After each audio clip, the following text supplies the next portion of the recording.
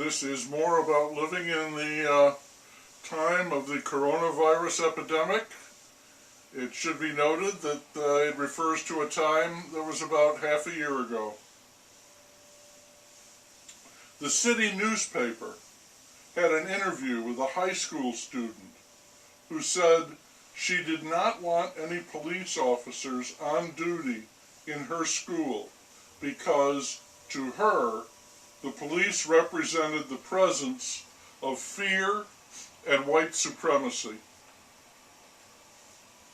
A book I'm reading cited an article in the British Journal of Psychiatry in 1994. The author of the article said that 69% of the creative people he'd studied had mental disorders. From my own strictly unscientific observation and experience, I'd say that 98% at least of the people I've encountered in all areas of society have mental disorders. The 2%, I didn't know them well enough to make that call. Mental disorders are a natural part of life.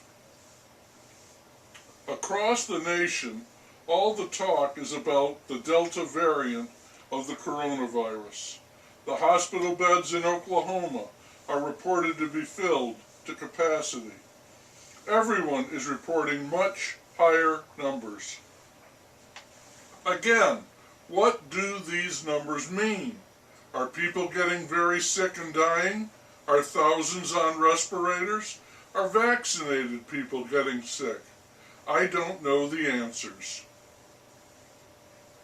But the political leaders are getting edgy, and they will order the return of masks and distancing if the numbers continue to climb.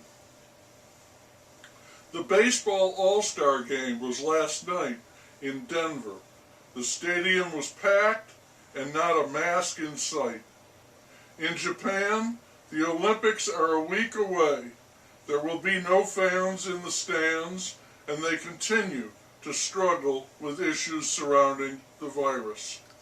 Many Japanese are afraid of the huge influx of visitors. I just heard a doctor speaking. He said that the Spanish flu stayed with us for 3 years. Deaths from it went up and down, fluctuating constantly over that time period. In this current epidemic, cases were declining, but that has stopped.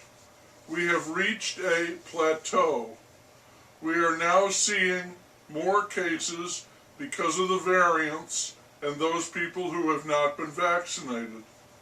Most of them are refusing to get the shot because of a deeply held conviction that has its roots in American culture. That is, rugged individualism. They do not like to be told what to do. They're not impressed by herd immunity because they don't want to be part of a herd. And they are suspicious of anyone who tries to tell them what to do for any reason. So our own culture is working against us. I wished everyone would get the vaccine, he said, but I don't expect it to happen. I would add that trust is also an issue. Many people don't trust our leaders, and they don't trust the vaccines. The field mouse has kicked off another round of giveaways for people who have been vaccinated. He also signed a law which states that no school or institution can force anyone to get vaccinated. The field mouse, as always, wants to be on everyone's good side. He has an election coming up. It's really kind of spooky right now, with the epidemic over and not over. The PM is focused on what he calls voter reform, which is voting without proof of ID or anything. He is also careful to swing away at the trumpet. Careful, I say, because he never does call him by name, as if to utter that name might give him, the trumpet, more credibility. At least one game has been canceled in Major League Baseball. 3 players on the Yankees tested positive for the coronavirus. And now the federal government is reporting a 70% increase in reported cases of the virus, most of these due to the Delta variant. And most of the people getting sick were those who had not been vaccinated. This makes me worry about one of my sons and his family, a group of 7, no vaccines, and they are on vacation at what will be a very crowded beach on the ocean, a great place for the spread of a virus in an epidemic. I'm probably overreacting, but it is a thought I cannot banish from my mind. I think it's safe to say the virus is still with us, and we have the mass shootings, and what is called critical race theory is being applied to everything, especially in academia and the criminal justice system. According to this, the white man is to blame for nearly all our ills. Historically, for sure, the white man has committed many atrocities. So have the other races. It's a human problem. I was reminded today of Alexander Pope, who wrote the poem, The Dunciad. The Dunciad is a period of time.